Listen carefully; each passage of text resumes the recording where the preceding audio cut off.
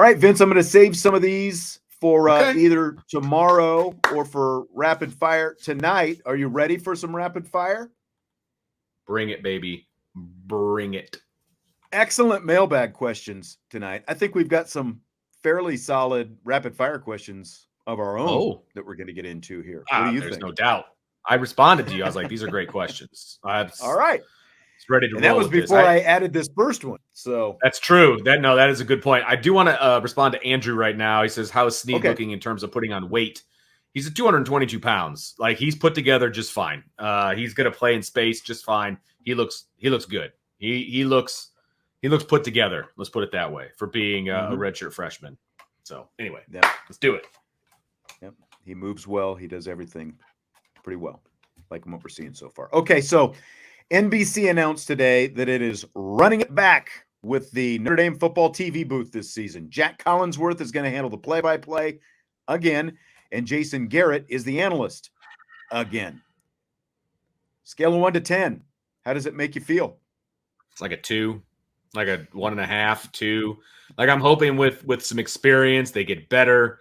It also said that they were going to be doing some NBC games, so maybe, get even more games under your belt, get a little bit better. I just hate the fact that that Notre Dame is still the proving ground for NBC. Like, I can't stand it. I hate it. And then when you look at the lineup of guys and gals that NBC has, and then it's like, oh, by the way, these guys are going to do Notre Dame. Like, what are we doing?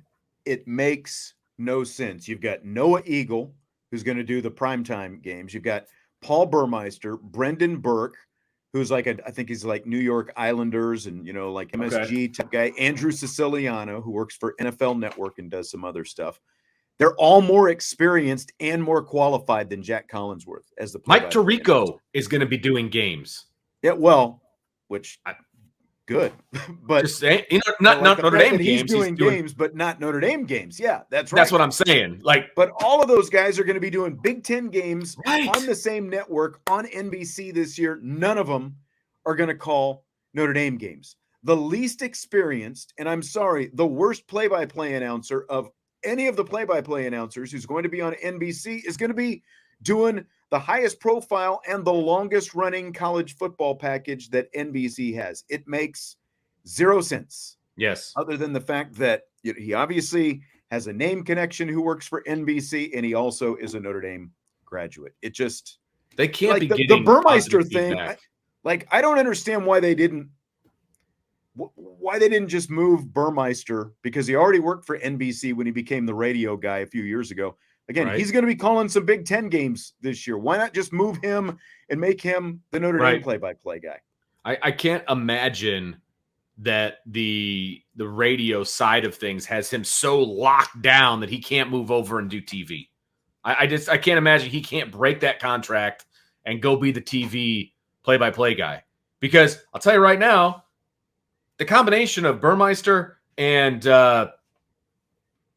the Dallas coach, Ryan Harris, Jason Garrett. Garrett. Sorry, Burmeister and Garrett would be fine. Garrett just needs a boost. He needs some help. You know what I mean? And Burmeister could be that guy for Garrett. He would make Garrett better, right? And then you step into the radio booth and we call it a day. There you go. Why is this so difficult? I don't like it. They even said Burmeister's going to do Big Ten games. Like, what are we doing? It's like that's such a missed opportunity. I don't understand. I'm just glad at the moment that I don't have to watch home games on TV. And that's the thing. That's the only saving grace for us is we're at the home games. We don't have to worry about it. We record them and we watch it back, and it's just it makes so little sense with everything else that NBC is doing with its college football. There's going to be all these college football games on NBC, and this is still, Notre Dame football is still a huge product. And again, it's been there for 3 decades. This has been the one that they've had for this long, and this is what they're doing at the booth. It makes zero sense to me. It's pretty disappointing. Very disappointing. Fill in the blank. Coming out of spring practice, Notre Dame's defensive line rotation looked like it was probably at 8 players. Al Washington indicated yesterday it could possibly go as deep as 10, and it would be blank if that happens. This is a good question. I think if they go down to 10, it's because those guys are good enough to crack the rotation. So if that's the case, then I'm fine with it. In the past, like true freshmen had to be in the rotation because they just didn't have anybody else. Mm-hmm. And that was a problem. So if they go as deep as 10, that means the D-line is overachieving, in my opinion. And I think that's a great thing because you're able to give some guys, the higher level guys a blow. I think, and without much of a drop off. I think that's great. I think it shows that Al Washington is really coaching these guys up. I think that's only a positive if they go as deep as 10.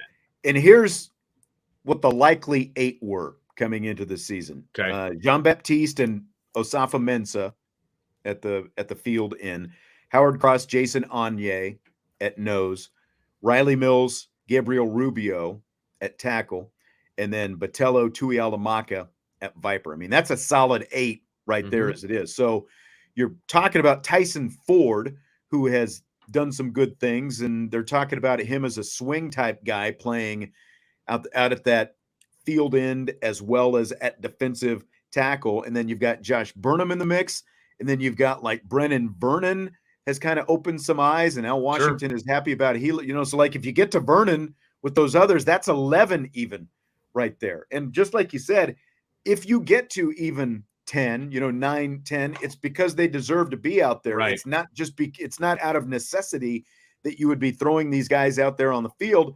And that does nothing but make you better when you're talking about as the game wears along and you need to win, down in the trenches and all that kind of stuff. We know that they need to be more destructive in the line. And there's good things that we've seen from all of those guys in the time that we've been out there so far. So it's nothing but a good thing, I think, if it comes to that. And that's what they're doing.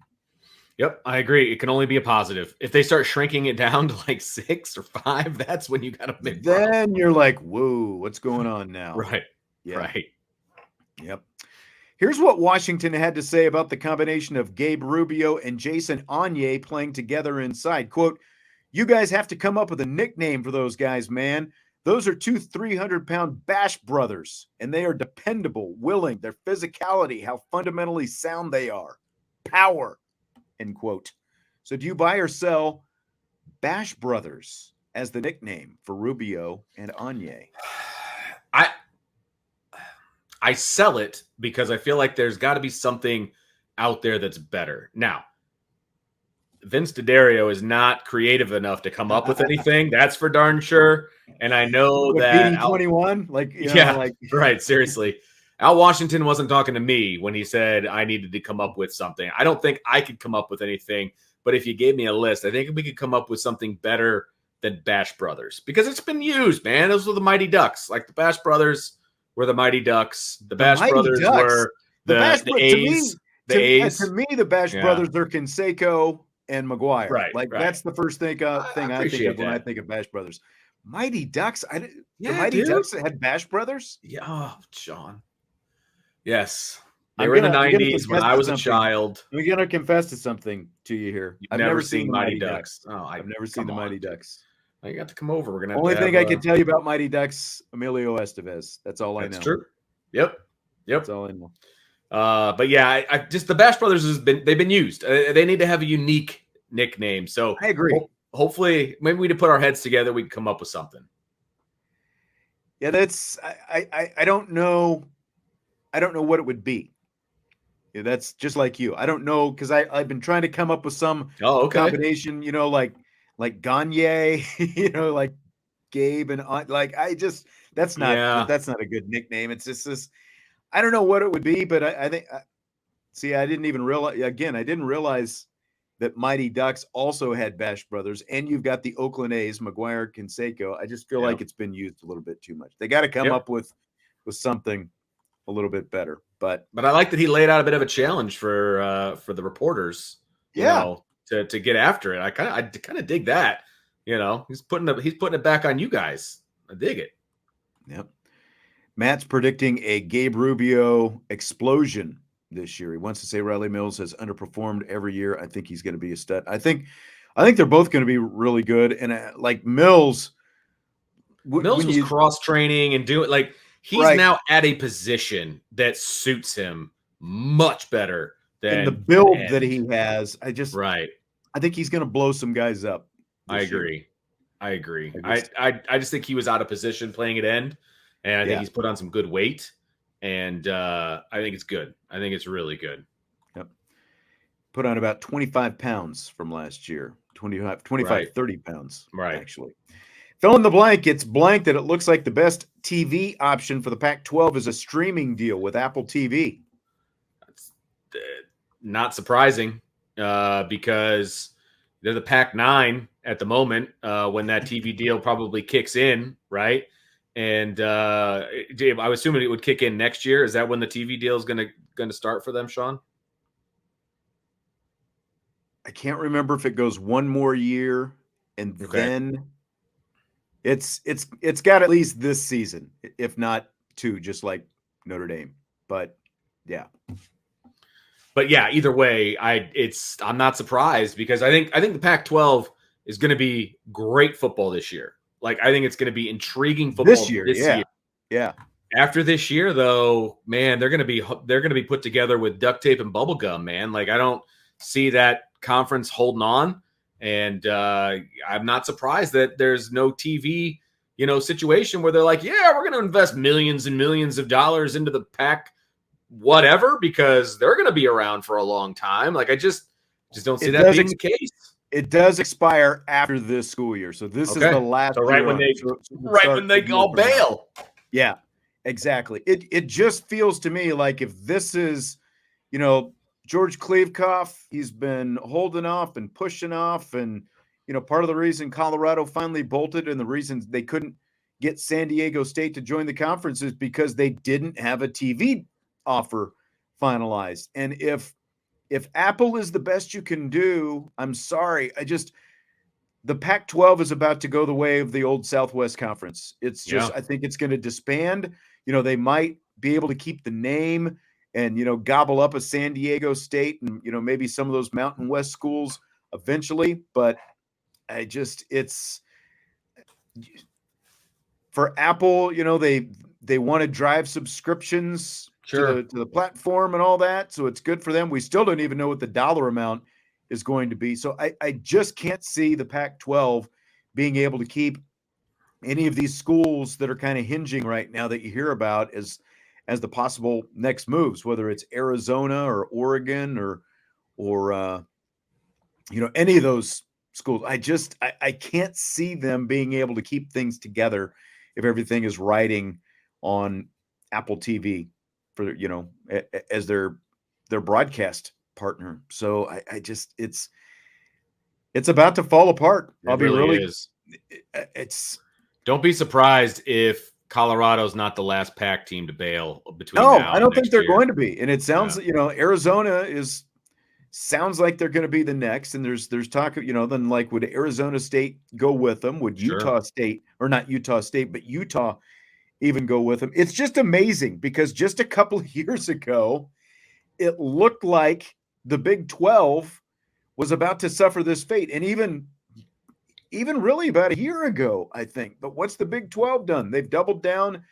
They've expanded. They got Colorado to come back into the fold. And now all of a sudden they're the ones poaching the Pac-12. So as someone who, went to a Big 12 school, I'm much happier to see it happen this way. But because there was definitely a period. I think that the Pac-12 is all but extinct, I think, right now. There was definitely a period where when Texas and Oklahoma announced that they were going to leave, it's like, what's next for the Big 12? Remember that? But they rebounded and they went out and got schools and they're poaching.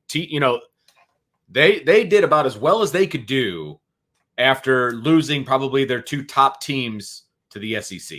Right. Like they could have folded it up like it feels like the Pac is doing, but they didn't. And I give them a lot of credit for that. I do too. Question from Benjamin will slide in here. Confidence Notre Dame will beat the Big Three this year: Ohio State, Clemson, and USC. I think the most logical thing to say is that they'll go 2-1. I mean, do they have the ability to beat all three? Yes, they do. They match up well, I think, with all three.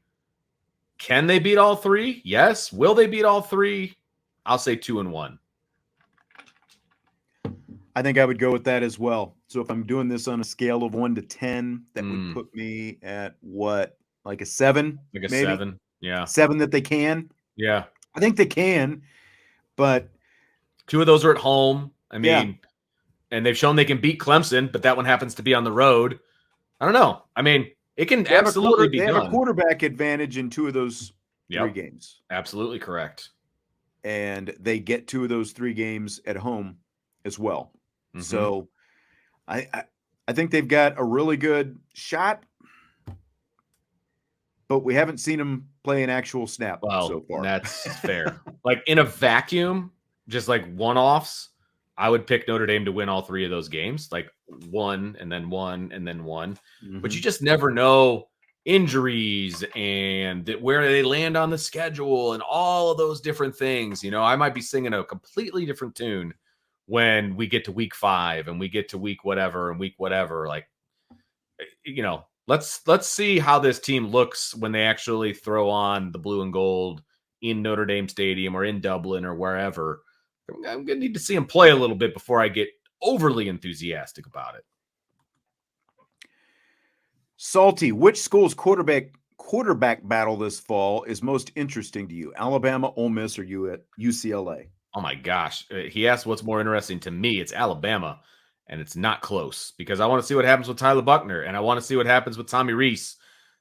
Absolutely. Dante Moore is going to start at UCLA. I don't know what the situation is at Ole Miss, but Alabama is by far the most interesting to me. Yeah, I mean, just because Tyler Buchner is involved and because Tommy Rees is there and everything that went down, that's like the other 2 completely off the radar, honestly. But what happens at Alabama is of great interest to me. So I just would have to echo that. Crystal wants to know who'll be the next Penn grad to join the Notre Dame football team. Well, I would have said maybe Jake Bayless because he's this, you know, the son of Matt Bayless. But I don't believe that is going to be the case. He's going to actually go someplace where he can play. He's a running back, really good, really strong. I know that's shocking to everyone. And, of course, Matt Bayless isn't at Notre Dame anymore, so that kind of takes that out of the equation. Exactly. Oh, man. Other than that, there's not Notre Dame talent on Penn's team. And so from a straight-up scholarship standpoint, there probably isn't anybody on the roster, at least that I'm aware of, that could be that guy. Maybe a walk-on, you know, that's always a possibility. I just don't know. Vinny Freeman? Well, there you go. That's a good call. Vinny Freeman's going to play a lot this year as a sophomore on that team. No doubt about that. So, yeah, it could be Vinny Freeman right there. I mean, he's built like a you-know-what brick house. I'll say that. Right. He's put I together. I think the question could be, does he get like does he get a wrestling scholarship someplace? Absolutely. You know, like I think that's his number one sport. What ends up being the sport where he gets the best scholarship offer? Is it football or wrestling potentially down the road? That's a good call. That's a good call. If I had to put money down, I would say him. I would say Vinny. So I'd love to say my kid, but he's not getting recruited by them yet. So this goes back to what we were just talking about with the Pac-12, and I forgot I had this start up and I was saving it, for when we were talking about the Pac-12. Chi-Town, with Colorado announcing the move to the Big 12, Pac-12 10-9 on life support. What's the overall impact of the health of college football? And college football is fine. I would say that the Pac is not doing well. But college football is just fine. I mean, it's not, some of the stuff's not going in the direction that I would want it to go, obviously. But the health of college football, like college football's not going anywhere. So it's not like it's on its deathbed or anything. Like it's as popular as ever. It doesn't look good when a traditional major Absolutely conference agree. Ends up crumbling like this. But at the same time, all these places are going to have homes. I think that one of the biggest like Oregon and what's the other one? There's another school out there, Oregon and Washington. Gosh, for some reason I was drawing a blank on Washington. Like those are 2 that have been talked about a lot in the last few days. about the Big Ten. No, I'm not an expert on what is or isn't, going to get those teams potentially, but like one, I think if the Big Ten wanted those schools, they would already be there. Just like you're hearing this stuff about Florida State and like, the SEC and this board of trustee member at Florida State talking about we're going to move and all this stuff. Seems like if Florida State was really that in demand, they would already have been extended an official invitation from the SEC. And if they were going to move sometime, they would already probably have changed address. But like the thing with Oregon and Washington specifically, from what I have heard, is for them to make that move to the Big Ten, like all those contracts, all those new TV contracts are already locked in with the Big Ten right now. So to add more teams means you're taking TV revenue away from the teams that are already in the conference. So if you're going to do it, you need another TV partner for another revenue stream. And that's the Big Ten doesn't quite have that right now. And Kevin Warren, I think, was working on some of that before he decided to head to the NFL. And the current, the new Big Ten commissioners kind of put a freeze on all of that stuff right now. So that's still like money is driving all this, but you still have to keep your current constituents happy. And I think that that's probably what has maybe held some of this other stuff up. So, but I agree with what you're saying. And like, I think college football is fine. It just is a shock to our system, I think, to see you've had this traditional major, what we now call Power 5 conference out there in the West, and it looks like it's it's going to be Power 4 here real quick. Fall off the San Andreas fault, Yeah. So and like I'm still in denial about the fact that USC and UCLA are going to be in the Big Ten next year because it's just so ludicrous in my head. Like I can't. So I'm going to go through this year with blinders on and just, this is college football. And then next year, it's just going to be ridiculous because not only do you have the Pac-9, essentially, unless they can find somebody to join, but you've also got the 12-team playoff too. So like, it's just going to be a way different mentality throughout the year because it's just like when they added the wild card, more wild cards to baseball. There's just more teams in contention later on in the season, right? That's going to be the same situation for college football. Like you're going to have plenty of 2-loss teams in the final 12. Yeah. Yeah. And like the Florida State, Clemson, Big Ten stuff, like Travis is saying, they're rumored to pay. I think that's all it is. Much money. That's all it is right now is a rumor. Yeah. There's too much exit fee money. It's 12 years worth of money, right? Like 12, isn't it? Yeah. Something like that. Yeah. Till the end of that contract. There's no way. That's what your ROI on that buyout is not worth it. Your return on investment is not worth it. I'm sorry. It's not going to happen. And the unfortunate thing is, again, like when you look at the stuff the Florida Board of Trustees guy was talking about today, it's all about jealousy, basically. Well, these guys are getting all this money and we're not. Sure. Like, seems like your athletic department has been operating pretty well under the current system. Like it's not money that has held you back. It's the coach and recruiting that has held you back. And nobody put a gun to the heads of the administration at these schools to sign the deal that the ACC signed with ESPN for that ridiculously long period of time. But they all signed up for it for that ridiculously long period of time because they saw it at the time as security. They thought they were ahead of everybody else because of the security that it provided them. It's like, well, we're locked up for this money for all these years. And then, it's just like the White Sox building that monstrosity that they built, back in, 90 or 91 when they built New Comiskey Park. And then a couple years later, the Baltimore Orioles built Camden Yards and everyone had cool retro looking stadiums. And, here it is 30 plus years later. The names have changed a couple of different times, but the White Sox are still stuck with that ugly ballpark there. And it's, but it's like the same thing. Everyone pivoted and went a different direction. And then you get jealous and, it's like, that's the breaks, man. You're like, you signed on the dotted line and you gave away essentially your right to be, to kind of become a free agent without paying a bunch of money. So you're stuck with it. Yeah, exactly. They thought they were ahead of the game and kind of weren't. Sorry. Yep. Vince, here's a question. for Okay. you. You've got a son. I've got a son. A lot of people have sons. We all like football. That's why we're here. Yep. If you had a son, given the current state of what's going on with running backs right now in the NFL, the devaluation of running backs, if you had a son who was a star high school running back, would you let him stay the course at that position, or would you make him, or would you encourage him, I guess, to switch positions? It very well depends on how transferable his skills are to a different position, right? So if he's a star running back, does that mean he's also a really good linebacker? Does that mean he's a really good safety? You know what I mean? Like how do his skills translate? Because not all running backs are created equal, right? But I would say more often than not, and I know why you're asking this question, but I would have him stick at running back. I really would, because you can get good scholarship money to go to college, right? And yes, is the window in the NFL smaller?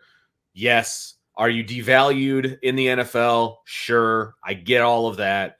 But that's why we would stress, me and my son, we would stress academics, and he would go get one hell of a degree for free. Take your chances in the NFL, but have a great degree to fall back on.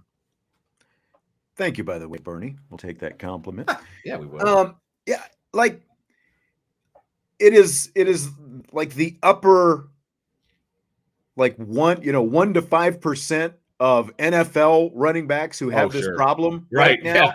Good call. And just like if you go back, your odds of I agree with virtually everything that you said. I would have him stay at the position because one, just getting from high school to a Division I scholarship is a major accomplishment. Oh yeah, in itself. And with the state of NIL, like if he's a star right now, he can still make money while he's in college playing running back that you couldn't make 4 or 5 years ago. So you've got the scholarship and you've got the NIL opportunities if you're good enough just to do that.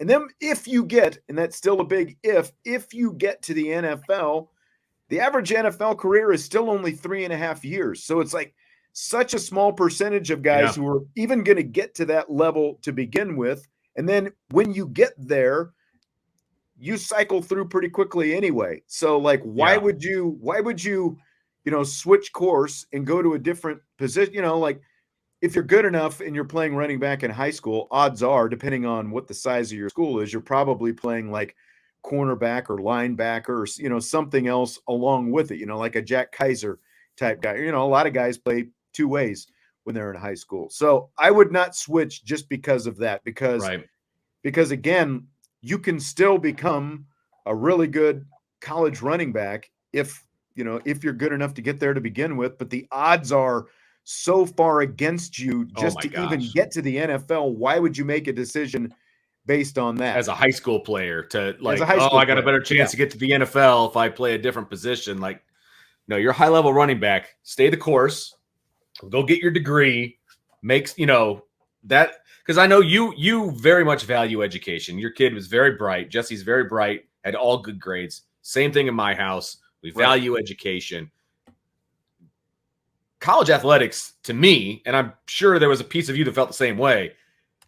It is absolutely an avenue to get your education paid for. Like that is 100% how we're talking about college in my house. Right. You know what I mean? Like get as much free money as you can and go get that degree so that you're going to be set up for the future. I mean, I know that sounds cliche, but when you've got 5 kids at home, you have 1 kid at home. College is ridiculously expensive, man. You got to take whatever breaks you can get. And if athletics can do that for you, do it. I agree. Fill in the blank. It's blank that LSU gymnast and social media influencer Olivia Dunn has decided to no longer attend classes in person at LSU due to safety reasons. I got to look at the question to make sure I answer this accurately. Okay, it's blank. All right, I just want to make sure. Okay, it's an outcome of your own design. How about that? That's my fill in the blank. It's an outcome of your own design. There are pitfalls and downfalls of being a popular person on the internet or in whatever, right? And she's got millions of followers for all of the right internet reasons. That's fine. She seems like a nice kid. Great. But I guess you she's made dating Paul Skeens, by the way, the number Who's one that? overall, the guy that was the number one the LSU baseball pitcher. Oh, the guy gotcha. who transferred Yep. from Air Force and became the number one pick in the draft and all that. And I mean, cool. Like, good for Paul, first of all. Yeah. But this is absolutely a situation of you made your bed, now you got to sleep in it. I mean, Yeah. I don't feel bad for her. I'm sorry. She's making millions of dollars being a gymnast at LSU. Like, Yeah, okay. like like look at what we were just talking about. Like, would you, if you were running back, change all, like, think about, like, all these football players are megastar, like, especially the, like the guys at Notre Dame and Alabama and Sure. even at schools like, I'm just throwing schools out there, Oregon Right. State or Oklahoma's, like, the best guy, the best football player on every team, like, they're all, big men on campus, right? They're big stars Sure. on campus. And you've got other athletes and other, like when Enrique Agumbawale was here and Olivia Miles and Sonia Citro, like all those different players, like they're celebrities in their own right as well. And obviously like she was a gymnast first, like being a gymnast got her to LSU, but because she turned it into being a social media influencer, you're right. It's all of her own creation. Right. I mean, look, it's completely unfortunate that there's sickos out there that would threaten her and do all that. I don't want to discount that at all. Right. And I'm not saying it's your fault, like you made your bed, lie in it, but it's where we are as a society right now because of, you call them social media influencers, because of the influence that social media has. Unfortunately, that's, this kind of stuff happens. And, it's a shame. It stinks, especially if she wants to be involved, in the, the campus and the community and stuff like that. But, like, I guess that's also part of where we are right now as well, because the technology, the fact that, at least she has the chance to keep being a gymnast and take classes at home, online as well. So. It's a shame that people, watch her on her social media and think that they know her and think that they can be around, you know what I mean? Like, it's just messed up. Like, that's creepy. And it's a shame that people have those thoughts, but you've got to know what you're getting yourself into, though, too. And again, like, I'm not, like pointing it at her, but like, because as a woman, like, she is going to, unfortunately, like, a lot more of those creeps and stuff are going to come out than if she was a football player, I guess is what I'm trying to true. say. Because just because of who she happens to be, Right. Because like Sam Hartman or Audric Estime can have big social media influence, followings as well, but you're probably not going to see a lot of creepers following Audric Estime around. Yeah, and because Audric Estime will squash them. Yeah, exactly. There's not going to be a lot of creepy dudes following those guys, and there's probably a lot of creepy dudes that follow her, and it's not okay. But again, it's not like she's giving back the money either. So it's like you give, you get. You know what I mean? Yep, I do. Unfortunately, last question for tonight. From Salty. Which will be the first law enforcement agency to catch up with Ramlak Karad this year? The FBI, the IRS, or SVU, Special Victim Unit? I hope. Kind of going into the same line. I don't really know the answer to that question because I'm not sure why he's being looked into. But man, I guess I hope it's the IRS and not SVU. I know. Let's hope it's not SVU. That's the last one it should be. We don't need that. We don't need an investigation coming down on us for that matter. So, oh my gosh, that is funny. All right, great mailbag tonight, and I jotted down numbers today. A couple of the questions that I think we're going to throw into rapid fire tomorrow. I liked them, so we just didn't quite get a chance to get to. Excuse me, a couple of them. So great numbers tonight, everybody. Thanks for hanging out with us. Absolutely. This is awesome. There's so many people. The chat was in great shape. All great questions. And we're getting closer and closer to the season. I think we're 24 days away. So, and I know we've got, like some new subscribers to the site and stuff like that. So if you're new to the show, we appreciate you being here tonight. I had, like I said, I've seen some new names and stuff popping in the chat and stuff like that. Some, maybe, again, it's like the off season. Yeah. There is really no off season here, especially. No But way, like baby. people kind of hibernate a little bit for the off season. You start coming back around now. So if you're new to the show, we appreciate you. If you're returning after you've been away for a little bit, we of course appreciate you as well. Andrew, appreciate the super chat as always. Awesome. Thanks, Andrew. And we will wrap it up with that. Go VD21. I'm never gonna live that down. Nathan, there's awesome. a guy who we've seen before, who maybe we haven't seen in a little bit. Appreciate Love you it. too. Love it, Nathan. man. Thanks, Corey. everybody. Hey, hit that like button when you guys are leaving. Make sure you hit that like button. Yep.